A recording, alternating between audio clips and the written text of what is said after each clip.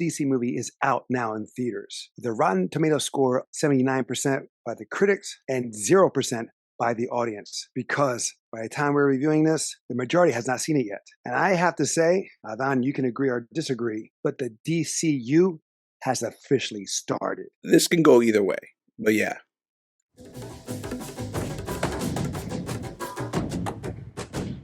Welcome back to Tales of Two Bros. My name is Angel. I'm Adan. Where we give you a review at least once a week.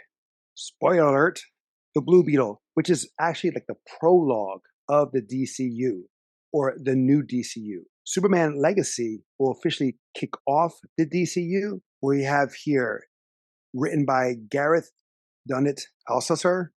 I'm sorry, here I go. I'm going to mess up some names. And I'm Hispanic, so forgive me. Directed by Angel Manuel Soto.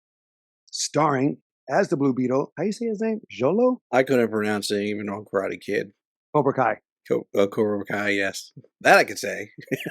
Zolo Maraduela, Bruna Marquezine, Becky G. I don't know who Becky G was. I never saw Becky G in the movie, but Damien Alcazar, George Lopez, that one I could say. Adriana Pereza, Belisa Escobedo, Herbadia Calillo, Susan Sarandon, I could say that one. Harvey Julian, and Raul Max Trujillo playing Carabax. Also, you have here, for those who watch Twisted Metal, he has a cameo, Taj Vagant. Did you recognize him? I did.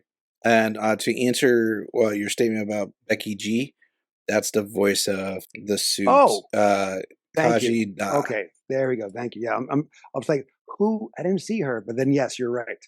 Kaji Da. Now, I know very little of the Blue Beetle, especially this one, Jaime Reyes. I am more familiar with Ted Kord, that Blue Beetle, the old version, which I loved here in the sense they honored the old and the new. They showed that they didn't do what they did like normally. They just start a whole new thing and they forget the old school. So I appreciated that. And I love that they showed the costumes and of the old, you will say Silver Age or Golden Age version of the Blue Beetle, and his ride. I want to say the Silver Age was the Blue Beetle. So, well, there's two costumes there. You saw there was actually three. One without the mannequin, without the costume. Yeah, and he was more like the Batman version. It kind of, yeah, right, but a little different, not as cold, a little more friendly in comparison to what we have as Bruce Wayne and Batman. Oh, absolutely, and Green Arrow. They all fall in the same basket. Are you familiar with the Blue Beetle? I am, but I don't follow it in the comics. I know a little bit about it in the comics. Most of my knowledge from Blue Beetle actually comes from like the shows and the animations where they introduce him. Like Young Justice. Yeah. Batman the Brave and the Bold. Specifically this Blue Beetle is what I'm referring to. The other Blue Beetle, the Ted Kord, the version that you're talking about, I'm familiar with him from the comics because I grew up reading Ted Kord. So, like, he was around during the death of Superman age. Before then. He was around before then and after. As a matter of fact, like, he was even around not too long ago, maybe about 10, 20 years ago. He's technically, like, best friends with another character, Booster Gold. So, yes. And that's why, we'll talk about it later, but that's a relevant thing. One of the things that I did want to point out is the suit, the three suits that you're talking about. One of the mannequins or statues had a pillow strapped to the front. That has to do with Ted Kord, because there was a moment in the comics where Ted Kord gained weight and he couldn't fit into his original suit, so he redesigned the suit to add for like a slight gut. It's a true thing, and it was like around the times when he was hanging out with Booster Gold. I didn't get that reference, but that's cool. Yeah, this in you're saying prologue or epilogue? I guess it could be both, really. No, really, no. Well, I know. I'll put it this way, because I know technically Flashpoint was supposed to be the end, right? He did refer to I think he said Superman and Batman. They live in his universe. Yeah. But the Flashpoint was supposed to be like a resetting. Of the DCEU and kind of leading for the DCU in a way, but this, and James Gunn has said it, that this is like a prologue. I'm keep talking to the camera. It is a prologue to the DCU. And So, then Superman Legacy is the official kickoff. gotcha. So, okay, I didn't know if it was official by James Gunn. I mean, it makes sense. That's why I call it. That's why I call it a Prologue. prologue. Excuse me. That's why Hmm. I call it a prologue because it is and isn't official. It's like an introduction into the world. Yes, and for that, I Better like than that. right. I like a little bit of introduction. It doesn't have to be a full on. How was your audience experience? I was just about to ask you the same thing. Uh, Okay. actually, my audience was fairly quiet, like from the get go. Not really too packed. There was people that showed up, laughed when there were some moments to laugh, and then pretty much stayed, for the credits. And they were like just zoomed in focus.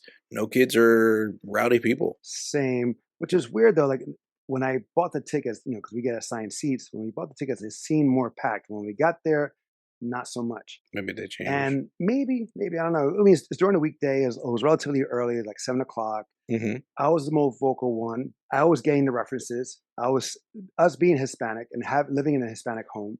Hmm. I definitely got the reference. And that being said, I am also a little nervous since it's very Hispanic heavy. It may get turned. It may be turned into like it hits one too many stereotypes or something like that. Well, no. What I'm saying is like it may turn off the white population, if you will. Because Oh, I'm sorry, I found this to be a really good story. yeah. It's I a would very I would good, say well it. done origin story. There Yes. is some references, like you can see some comparisons to Iron Man. You can see some other comparisons to other things. But Oh yeah. I thought this was a solid origin story.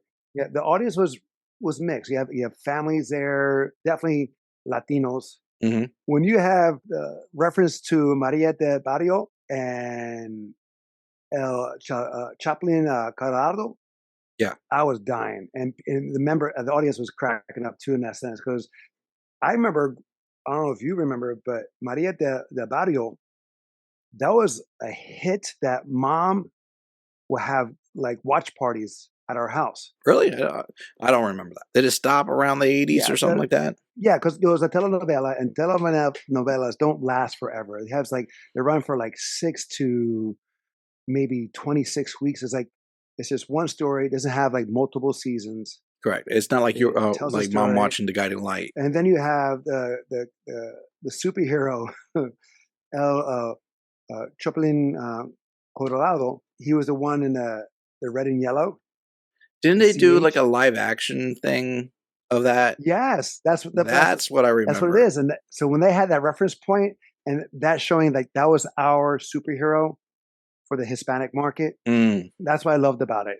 And then you have the Blue Beetle, who's the next Hispanic or Latino superhero to come out true.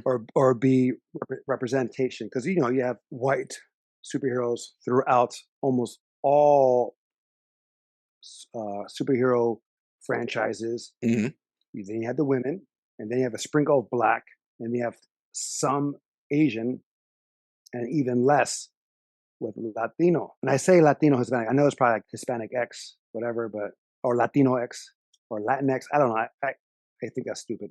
That's me personally. I just had a great time with this movie. I mean, this 79% score from the critics. I don't like. For me, again, they're being a little biased True. because they're probably not Latino. They're probably have no understanding of the Latin culture. I can agree with that. There are flaws with And, the movie. I won't say there won't be any, but oh no, there mhm. is, but in comparison to the other ones, No. this In is comparison, solid. I mean, it's a solid film. Yeah. definitely. Now you have, Jaime Reyes. He's pretty much the same character he played in Cobra Kai. There's no real big jump, in my opinion, from Hmm. his acting. It seemed like the same kid. Very similar You know what I'm acting saying? Like, style or performance. I see the right. similarities. George Lopez was awesome. He was funny as hell, being that tough guy but really scared, and like when he screams or what have you. I thought that was great performance. Even everyone. Now I do have and the Nana. Nana was great. She was great, and Hmm. she reminded me of like our grand aunts from our grandma's side. I saw the resemblance there, and I got a kick out of that, especially when you see a side of her that no one knew. that's from her past. I actually think the weapon she picked up. You notice it It's a had Gatling all. gun. I know it's definitely a Gatling gun, but it's I got a rainbow set of colors that's rotating from. I can't remember the name of the villain, and if anybody's watching this, like knows the name of the villain, please call it out. It was either it could have it clearly had to be a Blue Beetle villain Polka Dot or Man. not Polka Dot Man. It was like a rainbow. It was like Mr. Prism or something. He fought with rainbow Oh, colors. I remember him on like on Batman comics, but he may have also fought on Blue Beetle comics. He had a thing about using the rainbow, and he like his weapons would mm, emit rainbow colors of different spectrums. well, what's great about this, Completely. like the Blue Beetle, he's not an A-list character. No, And he's that's what I not. loved about him. He's like more like a C-list. Like Tony Stark and Iron Man. Like Iron Man was not an A-list character, even though he was, but he wasn't. Well, the funny Iron thing Man is, started the in the MCU. comics around that time, he was a B-list character. Like but they used him for the MCU, and then he became an A-list character. Iron Man dropped off being popular for a long time before Robert Downey Jr. donned the role. Well, for me, like he was an A-list. From when I grew up and reading the comics, Yeah. him in on the Avengers and all this stuff, right? He was A-list. But I understand, like, but for the MCU, he was a B-list superhero. Mm-hmm. And the Blue Beetle is more like a C-list, working his way up. He's a kid. He's a teenager. This version of Blue Learning Beetle. the ropes, learning it. This one, yes. Yes. But even the Ted Cord, he was never A-list. True. He did get on the Justice was League never- eventually. Yeah, of course. But so did Iron Man with the Avengers, and he was not. That's what I love about this. We don't have the typical grade A superhero. You have someone you can have a fresh take on and approach. Now, yes, there are similarities to Iron Man. There are also similarities to other franchises. Heck, they even reference the Tick. Where? Oh, because it looks like a tick. Yeah. There you go, and it's blue. And what is the Tick?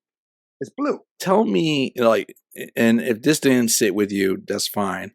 But when he first transformed into, Oh, which I thought was beautiful. I thought that was awesome. it was really well done, by the way. Yes, But I got the I love vibe from concept. Guyver. Yes, Thank you. Thank you. yes. Yes, it did not feel like that. Although it is not not a great film. Let's be honest, it had a lot of flaws, and Mark Hamill was in it for like 10 minutes. OG Guyver, that transformation scene, flipping out. But not just that, even the anime. Yes, well, more so the anime. That kitchen scene with him turning into it, that's more closer to the anime in that sense. But yeah, it made me feel like it. That it burns off the clothes. Yeah. It's not that stupid stuff where the clothes stays on. Like with Iron Man, the clothes stays on. He could be wearing tight jeans, stuff like that. You can't when you have clothes on and then you have a suit that wraps around, you're even more bounded. Your flexibility, your mobility even gets even more stifled. True. Let alone you have the armor on you that's already have movement restrictions, but you have the clothes on, and then you have like the it wraps around the jeans and like that. So that burning off, and then when it dissipates or goes back into its scabbard, and he's naked. Mm-hmm. I just love that concept of like the detail. Well, yeah, the detail. If it was in the real world, this will happen. Yeah, especially with the alien tech coming on. I mean, for the transformation scene, it looks painful, which you imagine it would be, and then it was arguably violent for for such a transformation, like because it's like you have a lot of emotions. There's fear, there's like confusion, there's like like trying to rationalize what's happening. All that's happening. You can tell that in the scene, not just from Jaime's character, but from the family. And there's moments of humor, absolutely, but you can from George Lopez, yeah, yes, and then you add, throw in the intense transformation that happens, and the response from George Lopez, that's a valid response. He's like, he's possessed. And well, you don't know exactly, but I also like there's a Spider-Man reference there too, where the mask is broken, and just like with Tobey Maguire's mask. Yeah, partially shows his face and whatnot. Yeah, have the yellow eye for the mask and his regular face.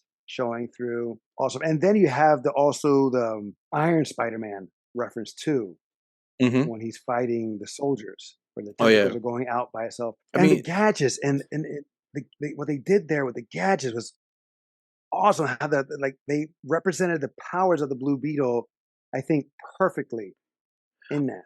oh yeah. I mean, easiest way to catch up on like what the Blue Beetle can do besides playing the video game.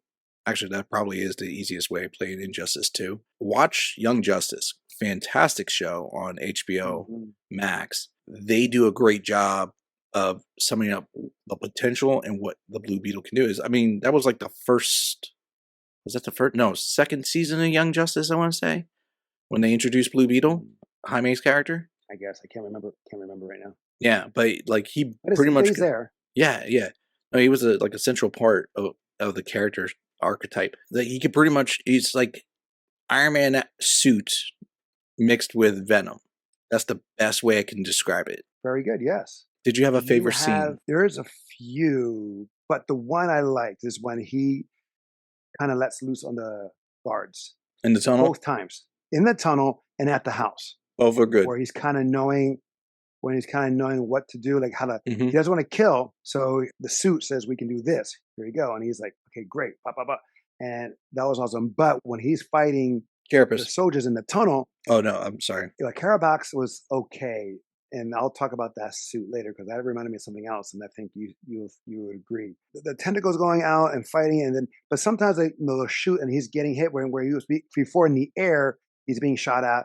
And he's not even moving, but when he's fighting them in the tunnel, he's acting like he's feeling the ricochet. Maybe because even though she rebooted, maybe she's not 100%, and so he's feeling some of the impact of the shots. That could be it. But those are two scenes I did like a lot. True. What about you? On that note, it could be also because he's in closer proximity. In the air, like there was more distance between. Like here, he's like practically right up on him. But and it's also a mental thing. Probably you think you're gonna get hit, even though you know it's not gonna hurt. You might flinch. True. Those are good scenes. I will say my favorite is the transformation. I just thought that was like a fantastic interpretation of how this happened for him in that regards. I do think it was also kind of the first time he, not the first time, second time he transformed and fought Carapace. The scene itself was pretty cool. The jumping? No, when he caught the fist. The second time? Oh, yes, when he was about to hit her. Yeah, and I was like, that's actually pretty cool.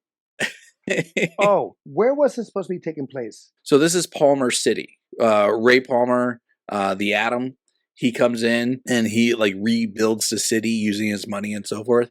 And they named the city Palmer City. Hold it real quick, because I think he said something else. Like you could be right, but I'm just. They name is like West Keys or something like that. It looks like very much like. Well, that's the town. Yeah. But okay, so anyway, they definitely took different scenes. Well, not necessarily where it was filmed, because it looked like in many different places. Mm-hmm. One definitely was Miami. I got that vibe. Because when it transformed the first time and he's flying through the city and he goes by this one building and there's a black guy walking by, it's before the bus crash. Mm-hmm. It flew by my job. I mean, the airport alone and the home he worked in, those both gave me like a Florida vibe. Right. But what I'm saying, it could have been a mixture. It could have been Hialeah where they were staying at, whatever. But there's really no hills in Miami. Yeah. Where that bus was coming down, there's no hills like that. Maybe San Francisco, but definitely not here. And again, when it drove by, when it flew by, this one guy was walking, and I saw the building. I was like, "Wait a minute, I worked there." And then there's an actor. The car that he crashed on top of right before the bus split. The actor in there, he's a famous Spanish actor. He was in the movie with Jennifer Aniston and Adam Sandler, the last one they did. He was the pilot. His name is escaping me right now. By the way, I found out. So the Blue Beetle was mainly filmed in Decatur, Georgia, but also El Paso, Texas, as well as Puerto Rico. And Miami. Definitely Miami. That was Brickell Heights. That and Brickell Heights is in Miami, so definitely there. But yes, Palmera City. You're right. Mm-hmm. There was a moment there which I thought was smart, cute, and realistic, where he and homegirl were about to make out, Mm-hmm. and Rudy cuts in. Did you notice what Jaime did? As they were leaving? No. Yeah, he's wearing the blue jumpsuit. Oh, Just like, he come on, pushed put it it on your down. nose. He pulled it down. He pushed it. Yeah. Yes, I noticed to that. hide his excitement. To hide it. I thought that was so smart. I looked at Kim and she just like, man, that's realistic. He's about to hit on a hot girl. They're about to make out. True. Hello, and then you get that little later on, right before he transforms. Which there goes a faux pas. He transforms in the middle of the street, and no one except for his family sees. All the party goers, the people that came there to help celebrate. I feel like most of those people that live in that neighborhood already saw him that night that his father died, because his mask came off, and they all knew that. Yeah, and they were attacking his house afterwards. They came out afterwards. Yeah, they didn't do shit. I'll just say that they didn't. They didn't do shit. But like we were talking about, people don't do shit, but they still be watching. There's probably somebody out there with their phone that has that entire event completely filmed. I bet you the entire community knew about that. But you noticed that when after all that has happened, and the father's laying with a heart attack, that's when they call. Of course. Not to say I was touched the passing of the father. I felt that.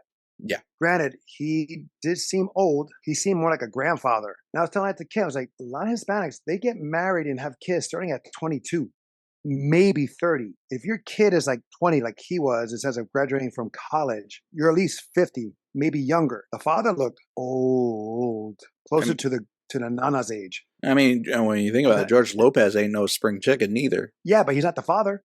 That's true. Any age. But he's supposed to be the younger one. I understand that, but I'm just saying it would have made more sense if he was the father in that aspect then. And also with Carapax. Now, granted, when he transformed into the next level, did it not remind you of two things? One, Centurions, that comic, the I get it. show, yeah, I remember what you're talking about. And the evil character from the Black Hole, the evil android. The Black Hole. It's from Disney. It came out right after Star Wars, pretty much. So it was trying to follow that kind of sci-fi. I don't remember the Black Hole. Real quick. What? Okay. Oh, go to Disney Plus. It's on Disney Plus? It's from Disney. It's a Disney movie. There's two androids. There's one that's small, cute, circular, kind of like R2-D2. Mm-hmm. And there's one that's kind of similar to the android from Battlestar Galactica. Are you talking about just his suit? His suit. Let's see. Has the wingspan. It has the wingspan. The headpiece look very similar. So I'll show you right now. Here you go. Oh, I could see it. I got the vibe more like, remember Iron Man's Ironmonger, the red one? Yeah, Ironmonger. Was Ironmonger red? The Crimson Dynamo. Crimson Dynamo. There you go. That's why, like, the vibe I got. But I also got that vibe from Whiplash. Funny thing. He came out with a whip. In Iron Man 2, his father in Iron Man 2 was supposed to be the Crimson Dynamo. Right. Even Kim remembered. She said Maximilian. I was like, who the hell is Maximilian? It's like, that's the robot with the guy. I was like, holy shit, she remembers that. And then that's a long time ago. I used to watch that. I never watched that movie. Oh, you need to. I didn't understand why he grabbed the equipment. He like when he did that last transformation, and he grabbed like one piece of equipment, and I was like, that made no sense. I understand like which equipment? In the lab. It was either that or he was just flinching and just grabbed something. It looked like a device he grabbed, and then he started transforming. Okay. But his transformation looked more painful. Oh, yeah. Well, he was already in pain anyway. Yeah, and you see the surgeries afterwards. Like, it's basically, he's a hodgepodge of experiments put together. He's Vader. Hello. That went right into full circle again to that Star Wars reference. It's been so long. Because he's Anakin in a way that Anakin is half human, half machine. He was recruited as a child. Exactly. Oh my God. And she's Palpatine. Yes. She was manipulating him the entire time. Teaching him that hate is the way and that love will weaken him. Yes. There you go. But the thing is that they say that for Vader to have that anger, there's like his suit is full of like needles and all that stuff to make him suffer. Yes, I heard that. Like, That's what he said. his suit was actually designed for two things, like the Emperor's influence. Like, his suit could have been made better, but it was actually made to actually still keep him in pain, as well as not him to have his full faculty. So he doesn't have his full usage of the Force. So actually, even though he's super strong with the Force, he was handicapped because he was also disconnected. The Emperor always had, thought that he would try to take over. So that's why he handicapped him. And Carapax was as well.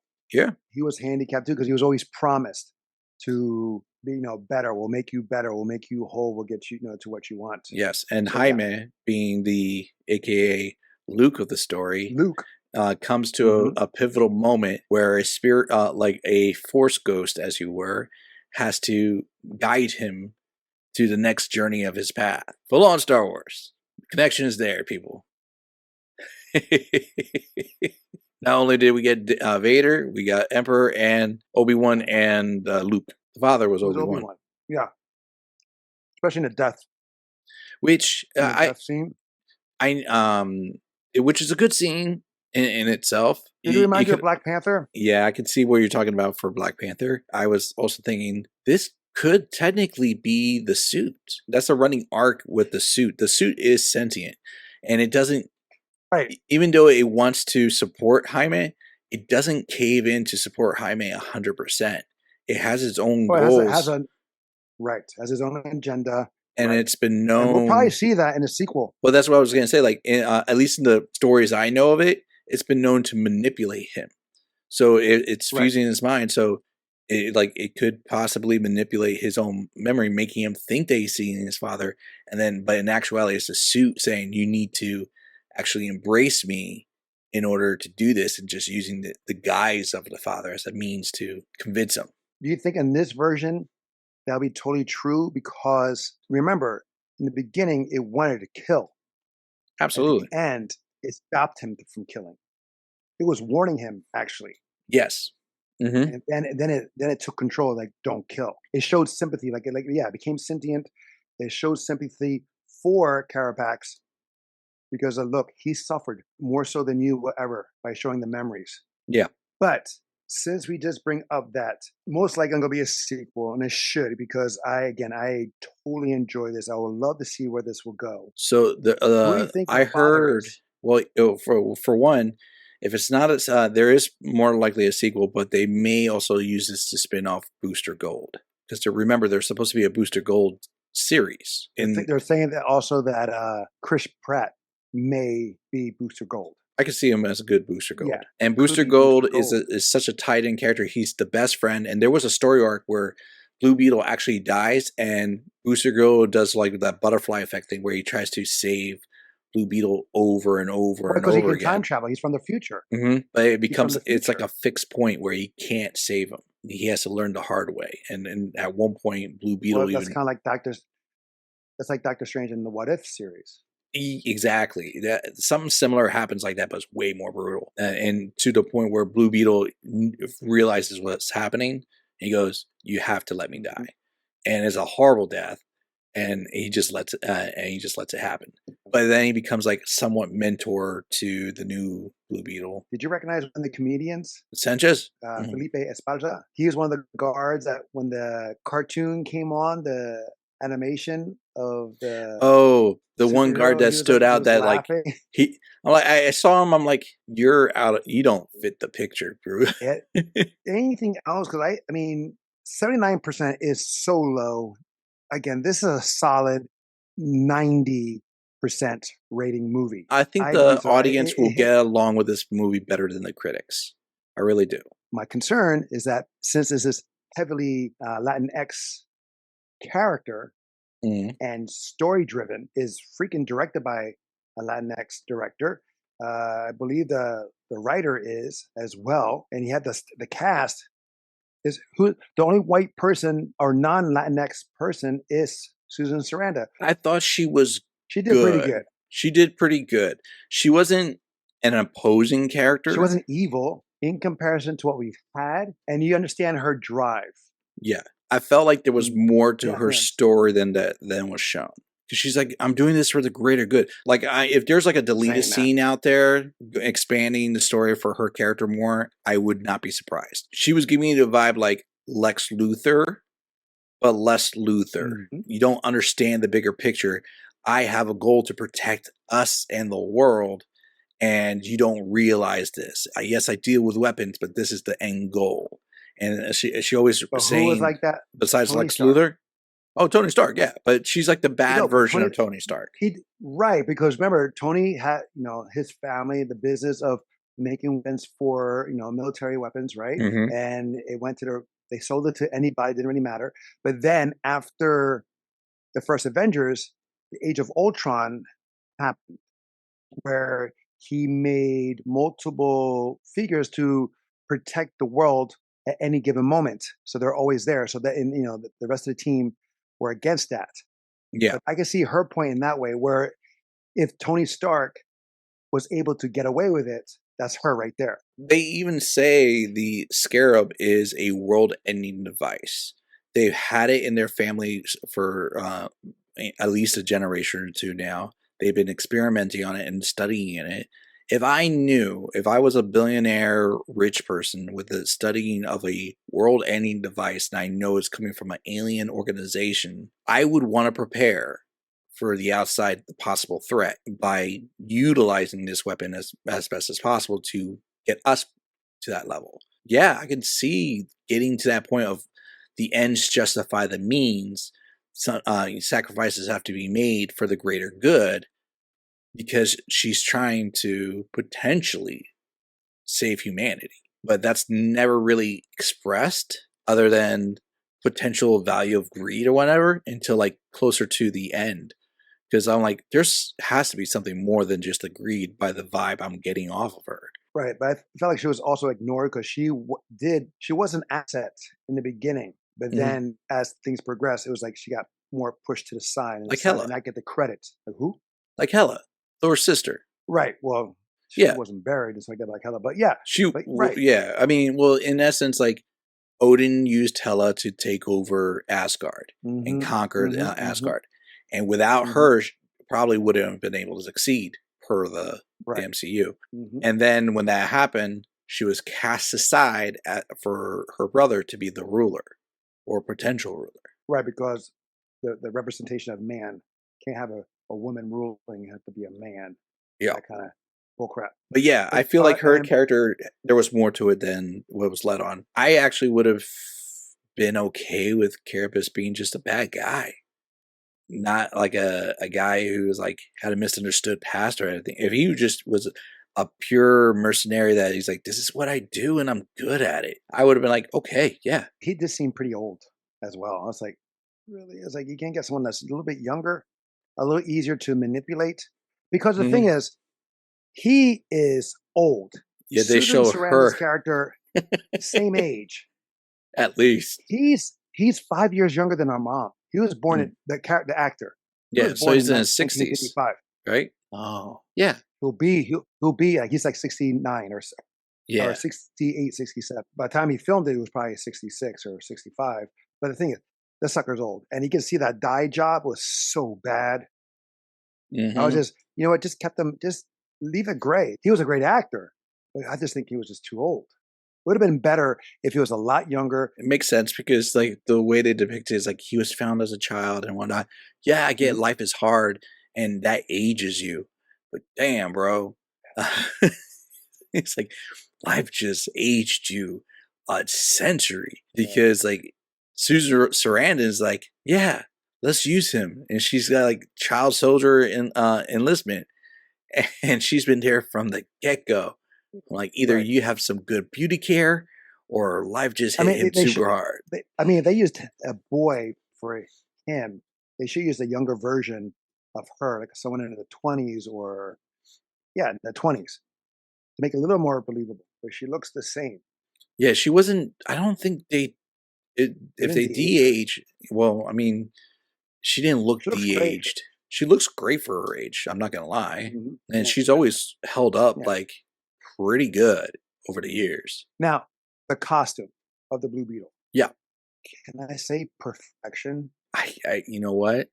This is gonna be one of those few times I'm gonna have to say, damn, they got the costume right. That is Spider-Man accurate. Yeah, it's pretty damn good. Like Spider-Man, you can't really mess up. It's pretty simple design. Here it's more intricate, and boy, they got it right. Even Mhm. with the talking, Oh, the movie, the the jaw is jaw. Yeah. moving. Oh my god, so good. And the yellow eyes, it Jumping was in like between the just ripped CGI out of to the the pages. real prosthetics. And the Seamless. CGI wasn't even bad. Of course, there's CGI for flying Yeah. and the crashing, what have you, that happened. But yes, for the most part, you could not tell what was actual costume to the CGI version. Yeah. Again, I applaud this movie. This should be definitely ranked higher by the critics, and it should definitely be higher rated by the audience. I'm giving it into the 90s. What about you? I will go solid 89. I'm being critical. Of the DC. DCU is the first one. Wait. You can't really call Flash. You can't really call Flash the DCU. That's like, eh. Okay. That's like an epilogue of DCEU. Then it's number one in my book if it's just the DC. But of the DCEU, of all the live action DC movies in that genre, now we'll put this at the end of it. You can't beat Wonder Woman. Sorry. No, that's right. It's right under. It's right under Wonder Woman. It's under Wonder Woman. You know what? It's gonna be in my top 3. Yeah. It will be in my top 3. You know, I'm being real critical of it. It's probably gonna be what's the third one? The Suicide Squad? Not the Suicide Squad. No, I did like Suicide Squad. That's yeah. Suicide Squad's the one. Flipping the two. It's like this. It's like Suicide Squad and like the Suicide Squad. I did like the Suicide Squad so much. Yeah. Shazam and Aquaman are going to be really close after that. Like for me, it's like either. So I love Batman versus Superman, the extended version. Ooh, I almost forgot. It's been so long, I forget Man of Steel. That's all good one. Man of Steel is also going. Yeah, there's some food pause there. There's some bad editings in both of them, but it does tell a good story of the character. It has the drive. It has the arc. Yeah, for each of them. Yes. So I would put Man of Steel above Aquaman. Definitely. So yeah, Aquaman is just Shazam. I think beats out Aquaman just a little bit. Yeah, I would say in the top 3, it'll be Wonder Woman, Man of Steel, and Blue Beetle. The more I think about it, Blue Beetle is a really well done film. I can't argue against it. Yes, definitely worth the watch. Definitely worth the own. Mm-hmm. Now, kids are probably going to enjoy it. I told Dennis, take your boy to see this movie. Not only is it because it's a great superhero, but it's a great family representation of the Latinx, Hispanic, Latino community. Mm-hmm. It's done in a positive way, in a good way. You know, you have Jaime, who's pre-law. You know, they're facing some hardships, and he's trying to do right. You know, and the family keep it on the hush because they don't want his education to hinder. I want to say there's only been 4 characters that died in the movie. In essence, there was clearly one of the soldiers with the ship. Right. He was like, he's stuck. I'm like, that guy's dead. Sanchez. Well, like, definitely. Well, no, but Carapax. Yeah, Sarandon. They died. Exactly. But like the Sanchez guy, he's like, all those soldiers died. All those soldiers died. Why? Because of the fart? That was funny. Okay, I forgot about that. The Beetle fart. But come on, the whole place exploded. The island exploded. That's fair. No one survived. No one escaped. No one sure survived. More than 4 people died, buddy. Yeah, but his uncle killed that one soldier for sure. Oh yeah. Oh, and his grandmother definitely killed. Oh, she sure did. Yeah, that's I take that back. There was a bunch of death in that movie. Grandma, she was no joke. I love that part, and it says you see her past come from there. She had some like guerrilla warfare, militia experience. Now, real quick, I know we're pretty much done this, but what movie did we just see about clones? Secret Invasion. We did a review on that, and we pretty much hated it. Yeah. And it dawned on to me like a couple days ago that a show that did a far better job of cloning or copying or taking over someone was Peacemaker. Yeah, no, Peacemaker was a better job of a secret invasion style story with Yes, aliens. correct. If James Gunn has a plan and he rocked it without really letting us know what the Peacemaker was going to be about, and what he did with the Suicide Squad and how he finished the Guardians of the Galaxies, and him saying that the Blue Beetle is the prologue of the DCU, I am excited to see what's going to happen I'm now. hopeful. Let's talk about the gadgets of the Blue Beetle, but not the new one, not the Jaime Reyes, but Ted Kord's. Now, do you recognize the one where it was kind of like the old, well, not the old Captain America, but the Captain America shield at one time when the shield was broken in the comics? He had I guess, a laser LED one kind of shield, and they reprised it or they did an Easter egg of it on Agents of Shield. Well, they also did it on the animated Avengers show. Was it Earth's Mightiest Heroes or Avengers Yes, Assembled? right. Either of those. But her shield. Did you recognize the glove? Oh, absolutely. That was I saw it on the wall and I was laughing to myself. I'm like, oh, that's a Nintendo Power Glove. And Yes, me too. honestly, it looked identical. Like whoever was the prop guy, I don't know if he said, this is just perfect the way it is. We just need to add this like one little piece of plastic right here. Because it looked like it had a little, What was that? It was like a plastic screen that they had. Oh, okay. And maybe some lights. But other than that, it was identical. And my mind went back to the old school movie, The Wizard. Yes. It was just funny because like literally just a few days ago, I was talking to a friend at work about the Power Glove, and everybody at work was like, what the hell are you talking about? And we had to go down memory lane and explain what this thing was. Well, for me, like when I saw that, and then when I saw his outfit, or not his, the Blue Beetle's, Jaime Reyes Blue Beetle, where she said, whatever you think of, I can create. It just reminded me of Green Lantern. Oh, absolutely. No, that's that point. That was like the Ring talking to Hal Jordan kind of situation. Especially with the fist she had, that she or one of the constructs of the glove that had the fist, that was pretty much out of Hal Jordan's repertoire of having a boxing glove come out to throw a strike, or have a hand or a catcher's mitt to catch something or someone that's falling. Yes. If you think about it, if Blue Beetle Ted Kord knew one of the Green Lanterns, like Alan Scott, for example, not the Green Lantern Corps that everybody knows, but Alan Scott, that would be something that he would, can I duplicate that kind of situation? Right. And possibly, which is a good thing in the sense of bringing those characters to the DCU. How can it be? How can it relate? Oh, Ted Kord was, again, like you said, friends with a Green Lantern from another dimension, or on his travels, like you just saw, like we just saw from the possible end credit, where we thought that could be Booster Gold another time. So it's not that far out of reach. Mm-hmm. Absolutely. Just to piggyback what you were saying about making the weapons however you want, Jaime's big sword, for those who play video games, reminded me of the Buster Sword from Final Fantasy. Not exactly. Yes, but it had that saying that the big ass, over dramatic sword, and the way he did it was very kung fu. Absolutely, very the flourish.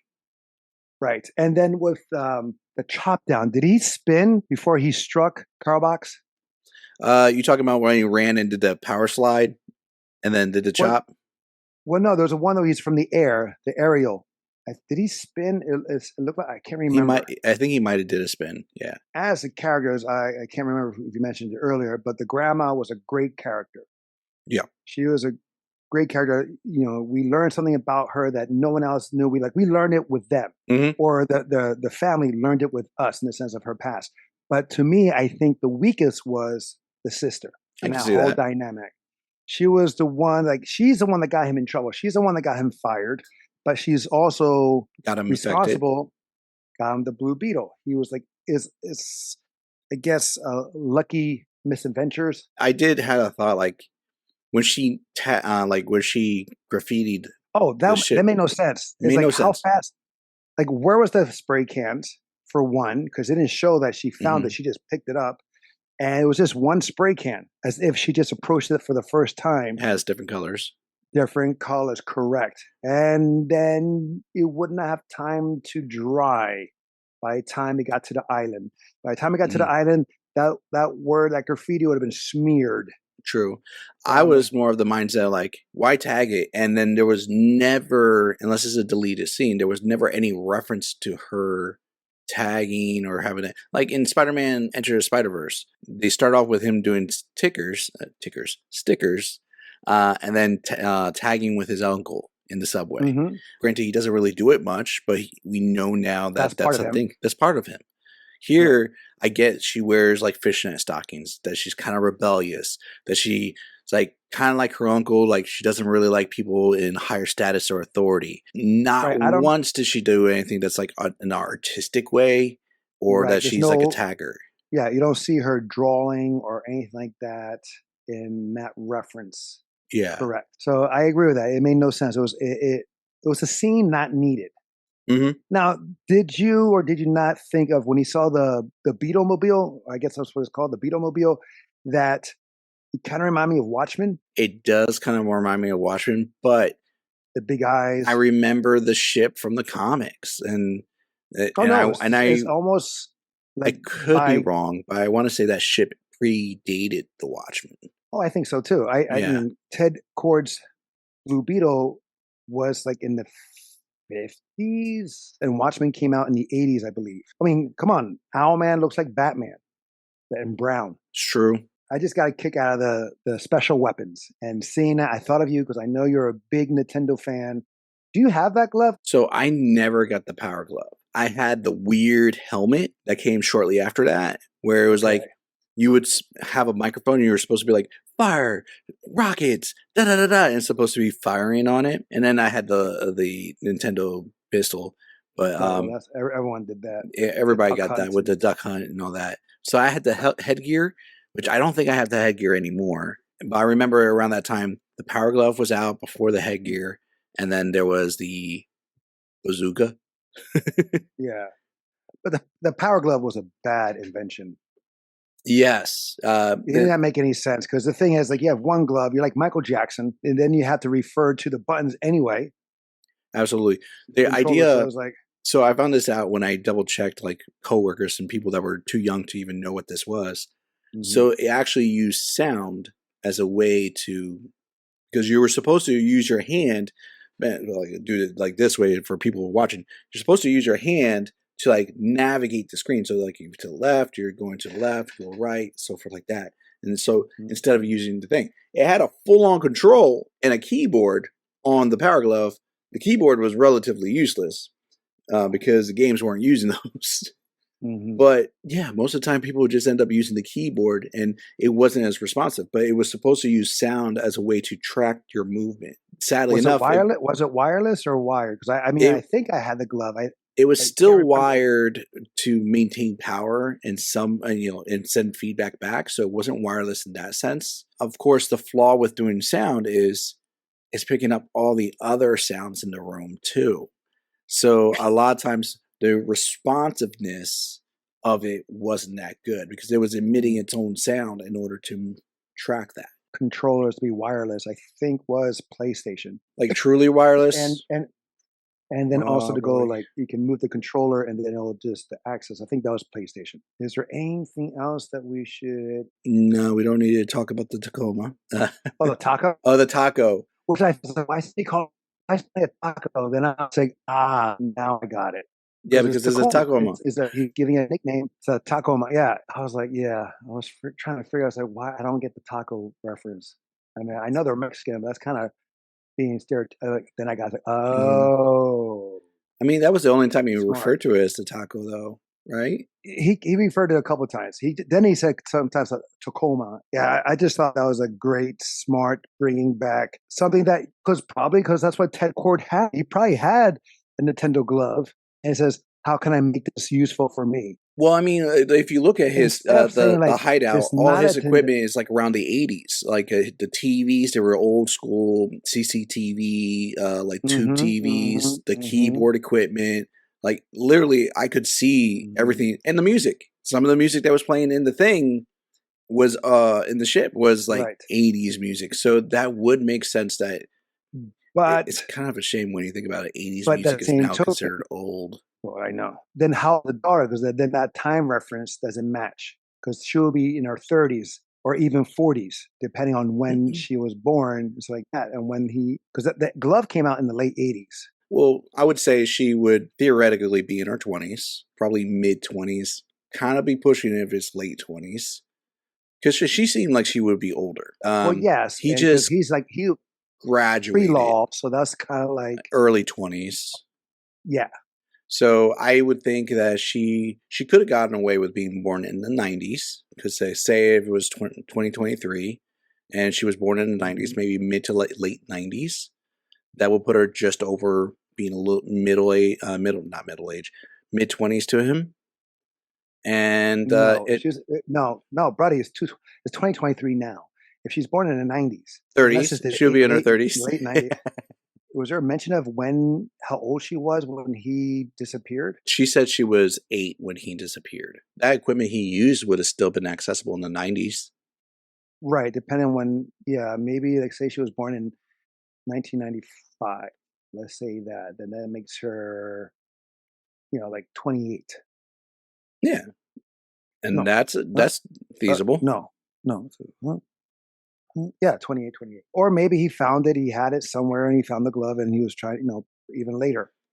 I mean, if Susan Sarandon can hold up her looks after enlisting a child soldier all the way through, child soldier up to the 65. Exactly. Yeah, you're right. Who are we to judge? I just also had another thought that was a little bit creepy. So there was moments where she's kind of trying to use flirtation against him, Susan Sarandon's character, right? To Carapax? Yeah. Like in the kitchen. Well, yeah, almost like they're a couple. Almost. It's like a form of manipulation. They should just pick the younger guy for that. I'm sorry. But he was... This is where it gets creepy. She's basically, unless she forgot who he was, she basically knew him as a child. Right. All the way through his adulthood.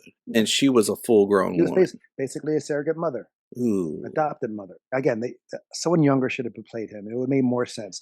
Not the same age as Jaime, but definitely younger than 65. Maybe solid 30s. All right, guys. That is our DC-ness review of the Blue Beetle. Have you seen it? What was your favorite moment? Please let us know in the comments below. Also, you have a movie or show you'd like us to review, either comment below in the description or email us at tales2bros@gmail.com. Until the next time, we'll be the next time. I'm Angel. I'm Adan. Love you, bro. Love you too.